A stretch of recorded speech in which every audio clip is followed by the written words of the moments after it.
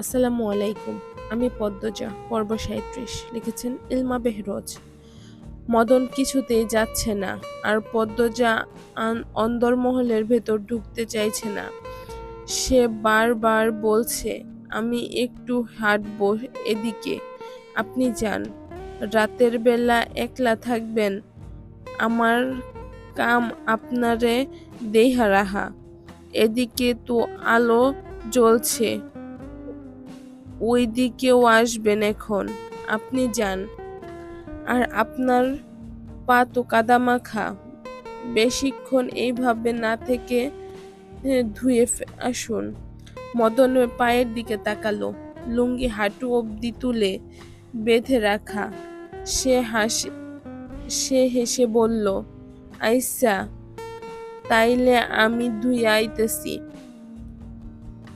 বেশখানে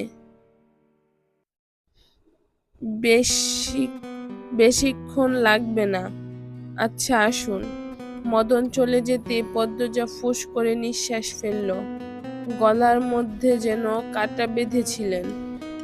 বাড়ির পেছনে যাওয়ার জন্য পা বাড়াতেই দেখতে পেল আমিরকে।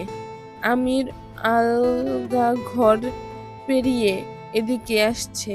পদ্মজা আর ঘুরে দাঁড়াতে পারল না, আলগা ঘরের দিকে চেয়ে রইল। আমির পদ্মজাকে দেখতে পেল, লম্বা করে হাসল, বলল, পদ্মাবতী, কি আমার জন্য অপেক্ষা করছে? বোধহয় করছি। আমির ভ্রুকুটি করে বলল, বোধহয় কেন? ঘরে একা ভালো লাগছিল না, তাই হাঁটতে বের হয়েছিলাম। আপনি নামাজ পড়েছেন? এই যে মাথায় টুপি, মসজিদ থেকে আসলাম। পদ্মজা আর চোখে অন্দরমহলের ডান দিকে তাকায়। সেখানে কি যেতে পারবে না? পদ্মজা উসখুস করতে থাকলো। আমির পদ্মজার পিছন থেকে জিজ্ঞাসা করলো। আমিরের কাজে পদ্মজার হতবিম্বর হয়ে পড়ল। দ্রুত এদিক ওদিক তাকিয়ে দেখলো কেউ আছে নাকি। এরপর আমিরের হাতের বাঁধন ছুটানোর চেষ্টা করতে লাগলো আর বলল, ছাড়ুন, কেউ দেখবে না, এদিকে কেউ নেই। আমিরের কণ্ঠ মোহময়। সে পদ্মজার ঘাড়ে থুতনি রাখল। এরপর ঠোঁটের ছোঁয়া লাগাতে পদ্মজা কেঁপে উঠল। জোর করে আমিরের হাতের বাঁধন ছাড়িয়ে সরে গেল। বলল, আপনি ঘরে যান। আচ্ছা চলো, আপনি ঘরে যান, আমি আসছি। কেন? তুমি কোথায় যাবে? পদ্মজা নিজের ঠোঁট কামড়ে কিছু ভাবল, এরপর বলল, আলগা ঘরে যাব। আপনি ঘরে যান, নয়তো আম্মা আমাকে খুঁজবে। আমি কিছুক্ষণের মধ্যেই চলে আসব, এরপর সব বলবো। আরে কি করবে বলো তো? আপনি যান না। পদ্মজার ঠেলে আমিরকে অন্দরমহলের দিকে পাঠালো। আমির অসহায় মুখ করে জিজ্ঞাসা করলো, আমিও থাকি? আপনি ঘরে গিয়ে বসবেন আর আমি চলে আসব। পদ্মজার অনুরোধ ফেলা যাচ্ছে না। আমির না চাইতেও অন্দরমহলে চলে গেল। পদ্মজা এক নিঃশ্বাসে দৌড়ে অন্দরমহলের ডান পাশে চলে আসে।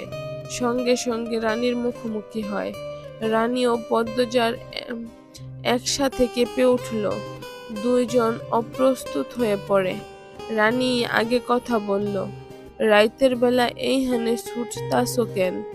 পদ্মজা মাথা থেকে ঘোমটা পড়ে গেছে সেই কখন। দৌড়ে আসলে চুলের খোপাটাও খুলে গেছে। গাছগাছালির বাতাসে তীর তীর করে চুল উড়ছে, তবুও সে ঘামছে। আমতা আমতা করে বলল, তো আমি তো হাঁটতে বের হয়েছি, জোনাকি দেখতাম এদিকে, তাই নিতে এসেছি। ও, কই জোনাকি? নাই তো, একটু আগেই ছিল, এখন তো নাই। রাইতের বেলা একলা থাকবা কেন? আসো ঘরে যাও। তুমি কোথায় গিয়েছিলে রানী আপা? সন্ধ্যার আজানের আগে তোমার ঘরে গেলাম, পেলাম না। এদিক দিয়ে কোথায় ছিলে?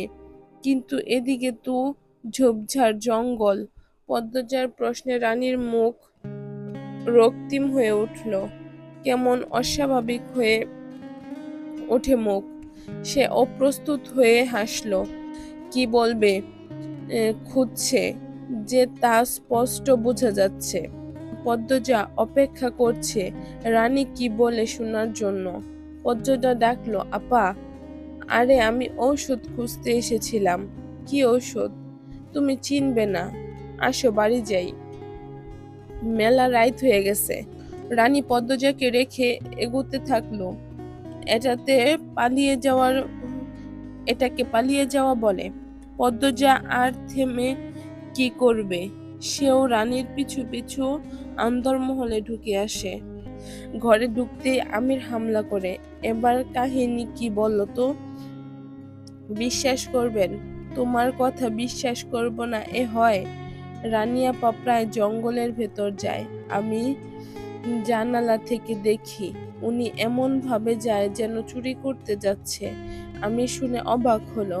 সে চাপা স্বরে প্রশ্ন করলো, সত্যি প্রায় যায়? আমি সত্যি বলছি।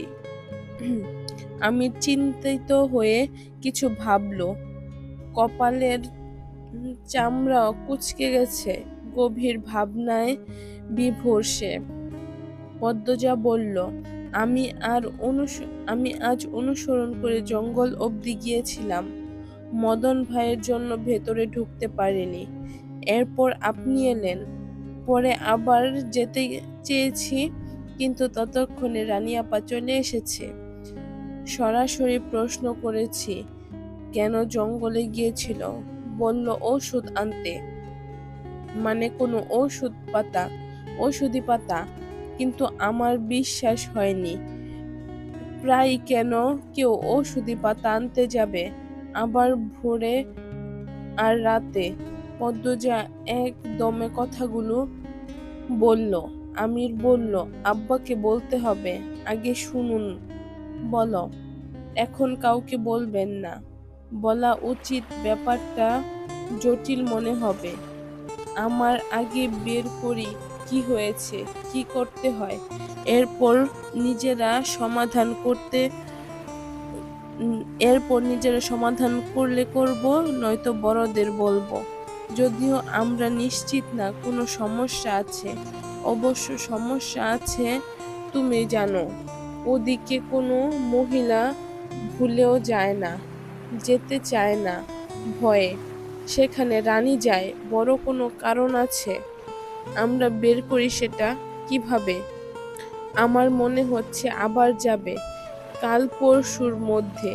আমরা পিছু পিছু যাব। খারাপ বলনি। কাউকে বলবেন না এখন, অনুরোধ। আমির হাসল।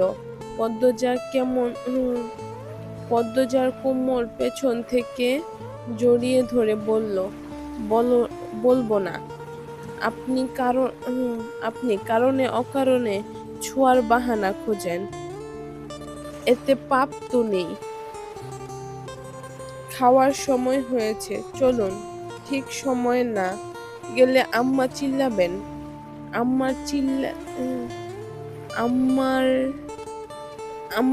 আম্মারা চিল্লাই তোমাকে খয়েরি রঙে বেশি সুন্দর লাগে। আমি তো খয়েরি শাড়ি পরিনি। পুরো কথা বলতে দাও। আচ্ছা বলেন। আর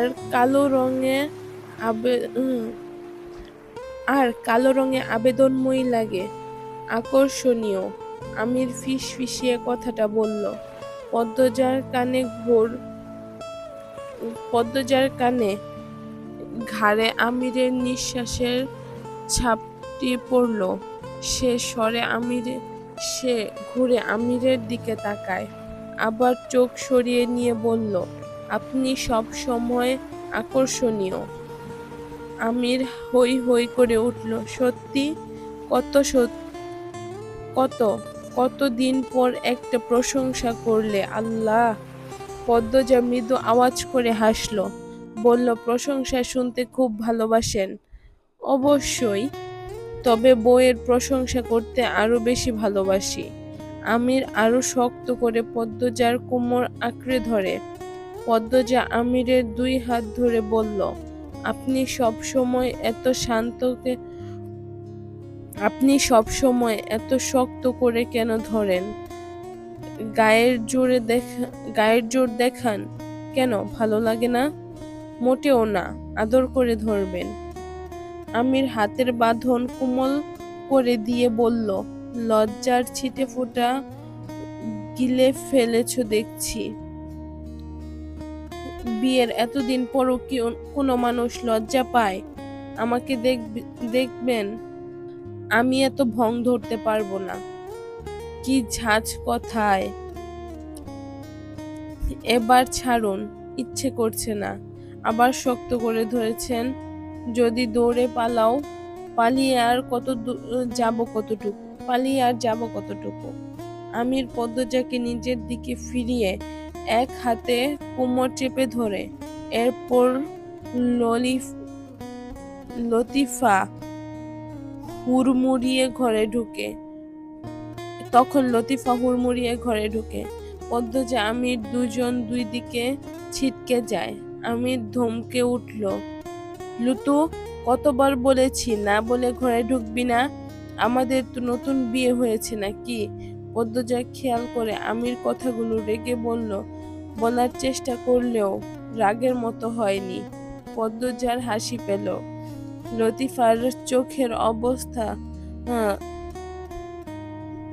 লতিফার মুখের অবস্থা দরজার চিপায় পড়ার মতো।